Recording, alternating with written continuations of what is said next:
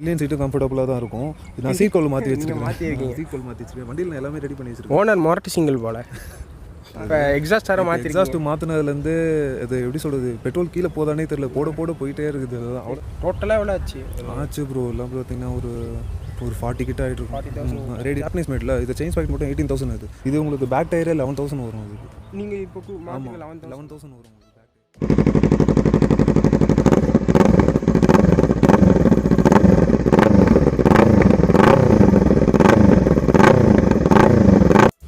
Hey hi guys, it's me ராகுல் Raj. So இன்றைக்கி சேனலில் என்ன வீடியோ பார்க்க போகிறோம் பார்த்தீங்கன்னா, நிஞ்சா 300ஓட ஓனர்ஷிப் ரிவ்யூ தான் பார்க்க போகிறோம். இவர் தான் பார்த்தீங்கன்னா இந்த பைக்கோட proud owner. Hi bro. First of all இதுதான் உங்கள் ஃபஸ்ட்டு வண்டியா, ஃபஸ்ட்டு பைக்கா? இதுக்கு முன்னாடி ஃபஸ்ட்டு டியோ வாங்கினேன். 2011 டியோ வாங்கினேன். டியோக்கு அடுத்தது 2017 தான் வேர்ஷன் 2 வாங்கினேன். ஃபஸ்ட்டு வேர்ஷன் 2 வாங்கினேன்.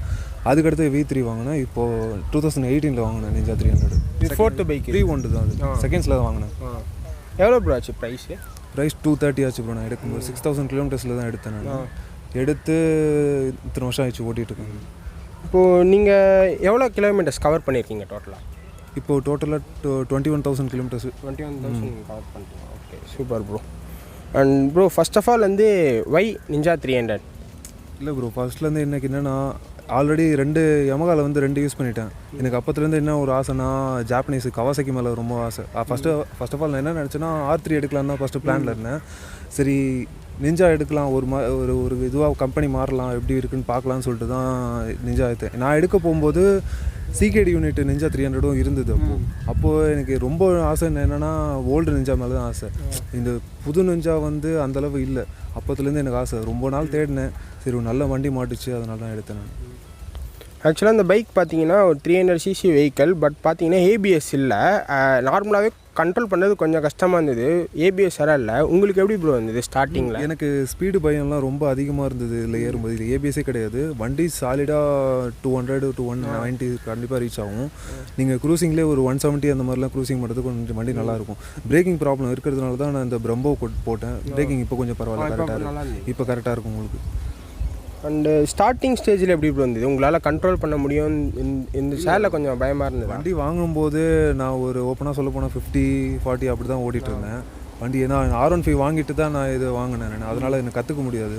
அதனால தான் பொறுமையாக இருந்து ஒரு 3 மாதத்துலேயே அந்த கைக்கு வந்துருச்சு. அந்த கை ஓட்டுக்கு இது முன்னாடி நீங்கள் V3 இது கொஞ்சம் ஈஸியாக இருந்தது. ஏன்னா ஸ்பீடு தான் பயம். V3ல வருஷன் 2 வருஷன் 3லலாம் எப்படியும் நான் ஒரு 110 மேலே க்ரூஸ் பண்ண மாட்டேன் ஹைவேல. இதில் பண்ணும்போது எனக்கு கொஞ்சம் பயம் இருந்தது. 150ல் ஏதாவது பிரேக்கிங் ஏதாவது மிஸ் பண்ணிவிடுவோமான்னு பயம். ஏபிஎஸ் வேறு இல்லை. ஆமாம். ஹேண்ட்லிங்லாம் எப்படி ப்ரோ? சிட்டியில் எப்படி இருக்குது, ஹைவேல எப்படி இருக்குது? ஆஃப் ரோட்லாம் பண்ணியிருக்கீங்களா? ஆஃப் ரோடு பண்ணதில்லை ப்ரோ. ஹேண்ட்லிங்லாம் பக்காவாக இருக்கும். நீங்கள் R3யும் இதுவும் ஒரே செக்மெண்ட் தான். ரொம்ப டவுன் பண்ணிலாம் ஓட்டுற மாதிரி இருக்காது. ஹேண்டில் பேர் கொஞ்சம் மேலே தான் இருக்கும். கரெக்டாக இருக்கும் உங்களுக்கு ஓட்டுறதுக்கு. கரெக்டான பொசிஷன். பேக் பெயின் வராது. மெயினாக பேக் பெயின் வராது. என்னன்னா RC 390 310Rல கூட ப்ராப்ளம் இல்லை. RC 390ல மட்டும்தான் அந்த பேக் பெயின் ரொம்ப டவுன் பண்ணி ஓட்டுற மாதிரி இருக்கும். ரொம்ப அக்ரெசிவ். இது கரெக்டாக இருக்கும் உங்களுக்கு. நீங்கள் லாங் ட்ரிப்புக்கும் அடிக்கலாம், நீங்கள் சிட்டி யூசேஜுக்கும் சூப்பராக இருக்கும் உங்களுக்கு. நீங்கள் போன லாங் ட்ரிப்னா எவ்வளோ ப்ரோ? இல்லை ப்ரோ, நான் அவ்வளோ லாங் ட்ரிப் போகல. நான் ஒரு பாண்டி போனேன் 2 வாட்டி, அவ்வளோதான். வேறு ஒரே ஸ்ட்ரெச்சில் அடிச்சிங்களா இல்லை ஏதாவது பிரேக்? இல்லை 150 கிலோமீட்டர்ஸ் ஒன்ஸ் தான் ஸ்டாப் பண்ணேன். ஸ்டாப் பண்ணி தான் அடிச்சது. ஒரே ஸ்ட்ரெச்னா எவ்வளோ லென்த் அடிக்கலாம்? எவ்வளோ கிலோமீட்டர்? நான் வேலூர் வரையும் பண்ணேன் ப்ரோ. இங்கேருந்து ஒரே ஸ்ட்ரெச் வேலூர் வரையும் பண்ணேன். எவ்வளோ டிஸ்டன்ஸ் கவர் ஆகிருக்கும்? ஒரு 150. ஆம்பூர் போயிட்டு அங்கேருந்து ரிட்டர்ன் வந்தது தான். 150 கிலோமீட்டர் நீங்கள் ஸ்ட்ரெச் வச்சுருக்கீங்க. ஓகே. அண்டு பைக்கில் வேறு வைப்ரேஷன் ஏதாவது இருக்கா ப்ரோ? வைப்ரேஷன்லாம் அதெல்லாம் கிடையாது ப்ரோ. ஆனால் இப்போ வர நிஞ்சாவில் இருக்குன்னு சொல்லிட்டு எனக்கு நிறைய பேர் சொன்னாங்க. ஃபர்ஸ்ட் ஆஃப் ஆல் என்னென்னா, இப்போ வர 2019-18 நிஞ்சாவில் வந்து 60ல் போனீங்கன்னா அந்த நீங்களே பார்த்துருப்பீங்கன்னு நினைக்கிறேன் யூடியூப்பில், அந்த வீல் வாபிள் ஆகும். அந்த வீடியோ வந்து ரொம்ப ப்ராப்ளம் ஆகிடுச்சு. கவாசக்கிலையும் கேட்டிருந்தாங்க. அது என்னென்னா 70ல் மட்டும்தான் உங்களுக்கு அந்த ப்ராப்ளம் இருக்கும், 60s 70ல். ஆனால் அதுக்கு மேலே போகும்போது அந்த ப்ராப்ளம் இருக்காது. ஆனால் நமக்கு என்ன இருந்தாலும் பயம். நிறைய பேர் என்ன சொன்னாங்கன்னா, டயர் மாற்றினீங்கன்னா அந்த ஃபீல் வராதுன்னாங்க. டயர் மாற்றினாலும் நிறைய பேருக்கு அந்த ஃபீல் இருக்குது, அந்த வைப்ரேஷன் இருக்குது இப்போ கூட. அதனால தான் நமக்கு இந்த வண்டியில் வைப்ரேஷன் கிடையாது. அதான் சொன்னேன், சிபியூக்கும் சிகேடிக்கும் வித்தியாசம் இருக்குது. சிபியூனா அங்கேருந்து மேக் பண்ணுறது டேரெக்டாக இங்கே வண்டி வருது ப்ரோ. அது ஜாப்பனீஸ்லேருந்து மேக் பண்ணி வருது. இது சிகேடின்றது இங்கே தானே மேக்கிங். இந்தியா புனே தானே இருக்கும். அதனால தான். ஓகே. அண்டு ஹீட்டிங் எந்த அளவுக்கு ப்ரோ இருக்குது? ஹீட்டிங்லாம் கரெக்டாக இருக்கும் ப்ரோ ஓட்டுறதுக்கு. நீங்கள் டியூக் 390 மாதிரிலாம் இல்லை, நேக்கடு மாதிரிலாம் இல்லை, கரெக்டாக இருக்கும் நீங்கள் ஓட்டுறது. நீங்கள் பொறுமையாக ஒரு 40-50 ஓட்டியிருந்தீங்கன்னா ஹீட் ஆகும். மற்றபடி நீங்கள் சிட்டியில் ஹைவேஸ் க்ரூசிங்லலாம் பண்ணால் சூப்பராக இருக்கும். உங்களுக்கு ஹீட்டிங் ப்ராப்ளமே இருக்காது, உங்களுக்கு சூப்பராக இருக்கும். ஆனால் ஓட்டுறதுக்கு சீட் எந்த அளவுக்கு கம்ஃபர்டபுளாக இருக்குது ப்ரோ. பில்லியன் சீட்டும் கம்ஃபர்டபுளாக தான் இருக்கும். நான் சீட் கவுல் மாற்றி வச்சுருக்கேன். சீட் கவுல் மாற்றி வச்சுருக்கேன். வண்டியில் நான் எல்லாமே ரெடி பண்ணி வச்சுருக்கேன். ஓனர் மொரட்டு சிங்கிள் போல் சிங்கிள் சீட் போட்டிருக்காரு. இப்போ மாற்றிருக்காரு பாரு, பில்லியன் சீட்டில் மட்டும் கொஞ்சம் மாடிஃபை பண்ணியிருக்கேன். ஆமாம், நான் ஃபுல்லாகவே மாற்றி தான் வச்சுருக்கேன். நான் சீட் கவுலுக்கிட்ட போட்டிருக்கேன். வண்டியை வாங்கி ஒரு 6 monthsலேயே நான் சீட் கவுல் போட்டேன். நான் எனக்கு அப்போத்துலேருந்து சிங்கிள் சீட்டாக ஓட்டணுன்னு தான் ஆசை. நல்லா லுக்காக இருக்கும் பார்க்கறதுக்கு, அதனால தான்.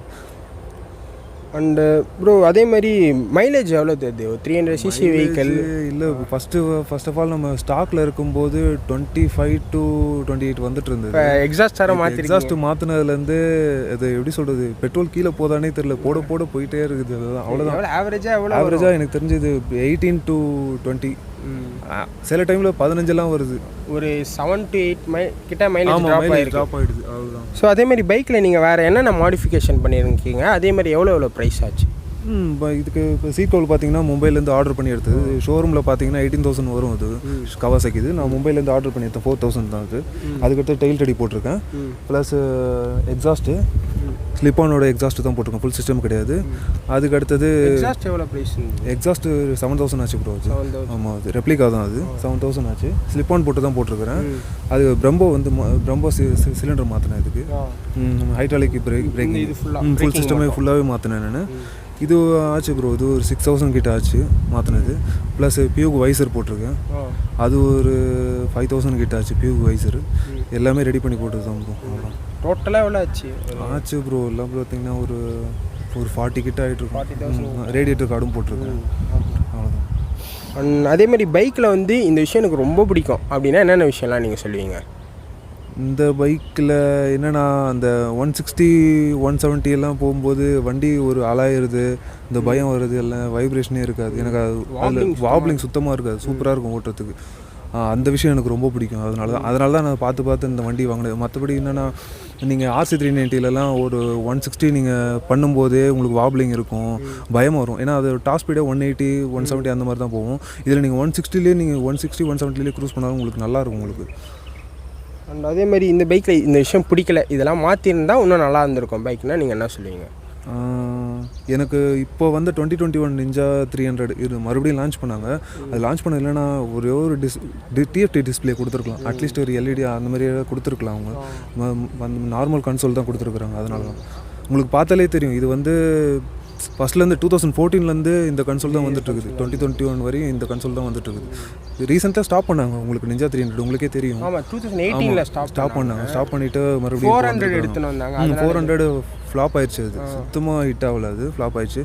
அதனால தான் மறுபடியும் அந்த 300 லான்ச் பண்ணி விட்டுருக்குறாங்க. இதில் வந்து ஸ்லிப்பர் கிளச் கொடுத்துருக்காங்க. அண்டு கியர் ஷிஃப்டிங் எப்படி இருக்குது? கிளச்லாம் இருக்கும் ப்ரோ. இது நான் பிரம்போ போட்டதுலேருந்து கியரு சுத்தமாக தெரியல. அது ஸ்வீட் மாதிரி இருக்கும். அதுக்கு நீங்கள் போடுறது வேணாம், அவ்வளோதான். ஸ்வீட்டாக இருக்கும் உங்களுக்கு போடுறதுக்கு. அதனால் அந்த விஷயத்துலலாம் குறைய சொல்ல முடியாது. பைக் எத்தனை வருஷமாக ப்ரோ நீங்கள் ஓன் பண்ணிகிட்ருக்கீங்க? 2018 வாங்கினோம் ப்ரோ. 18 ஒரு 4 இயர்ஸாக இது பண்ணியிருக்கீங்க. ஸோ டோட்டலாக எத்தனை சர்வீஸ் பைக் முடிஞ்சிருக்கு? ஆயிடுச்சு ப்ரோ. ஒரு 4 சர்வீஸு கிட்ட விட்டுருக்குறேன். 4 சர்வீஸ். எவ்வளோ ப்ரோ சர்வீஸ் காஸ்ட்லாம்? சர்வீஸ் காஸ்ட்டு பார்த்தீங்கன்னா உங்களுக்கு ஷோரூமில் நீங்கள் விட்டிங்கன்னா அப் டு 6,000 to 7,000 ஆகும். அவ்வளோதான். 6,000 to 7,000 ஆகும். நீங்கள் எல்லாம் சேஞ்ச் பண்ண மாதிரி தான். பிரேக் பேட்லாம் நீங்கள் ஷோரூமில் சேஞ்ச் பண்ணிங்கன்னா உங்களுக்கு ரெண்டுமே சேர்த்து என்ன உங்களுக்கு 3,000 அந்த மாதிரி வரும். ரெண்டுமே சேர்த்து 3,000. ரொம்ப ப்ரீமியமாக இருக்கும். ஆமாம், ப்ரீமியம். இதுக்கு முன்னாடி இருந்த செயின்ஸ் பாக்கெட்டு அந்த செக்மெண்ட்லலாம் உங்களுக்கு ரொம்ப அதிகமாக இருக்கும். 2014லலாம் இதோட செயின்ஸ் பாக்கெட்டு அப்போ வந்து ஜாப்பனீஸ் மேட்டில் இது செயின்ஸ் பாக்கெட் மட்டும் 18,000 அது. இப்போ வந்து 7,000 தான்.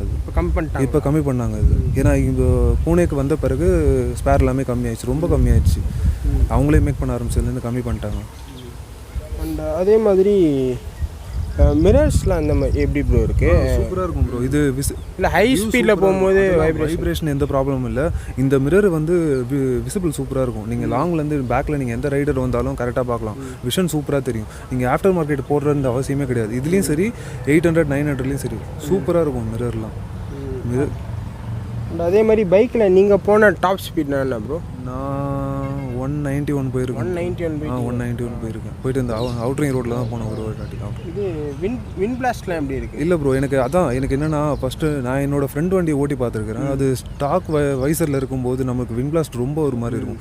இப்போ இது போட்டதுலேருந்து எனக்கு கரெக்டாக இருக்குது விங் பிளாஸ்ட். ஏன்னா ஸ்டாக் விங் பிளாஸ்ட் வைசர் வந்து இப்படி இருக்கும் உங்களுக்கு, நம்ம மேலே தான் அடிக்கும். இது பபுளாக இருக்கிறதுனால நம்ம மேலே அடிக்காது, கர்வாக இருக்கிறது நம்ம மேலே அடிக்காது.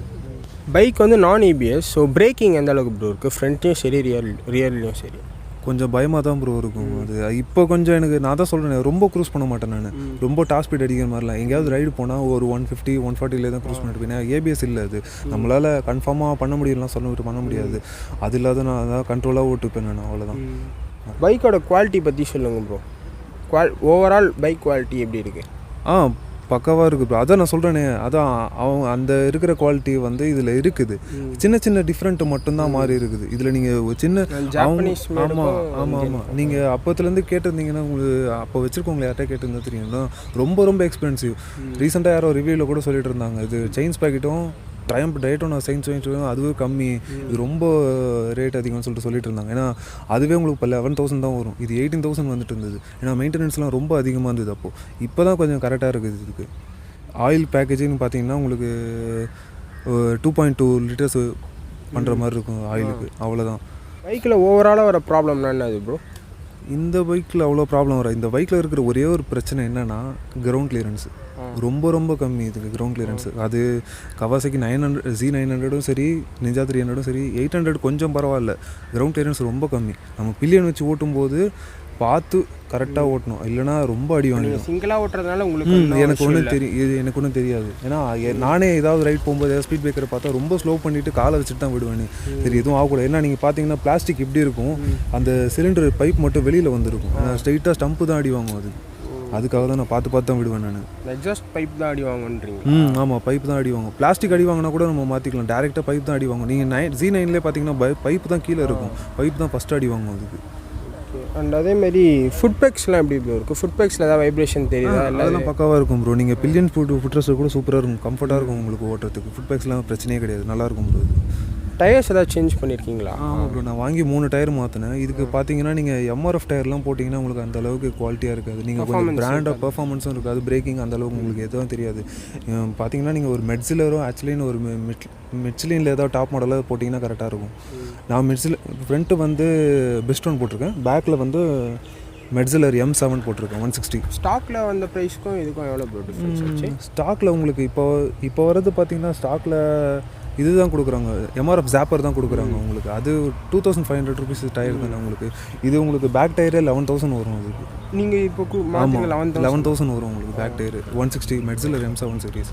பேக் டயரே உங்களுக்கு இது சாஃப்ட் டயர் உங்களுக்கு. அதில் இருக்கிறது வேறு, இதில் இருக்கிறது வேறு. அதில் ரொம்ப ஹார்டாக இருக்கும்.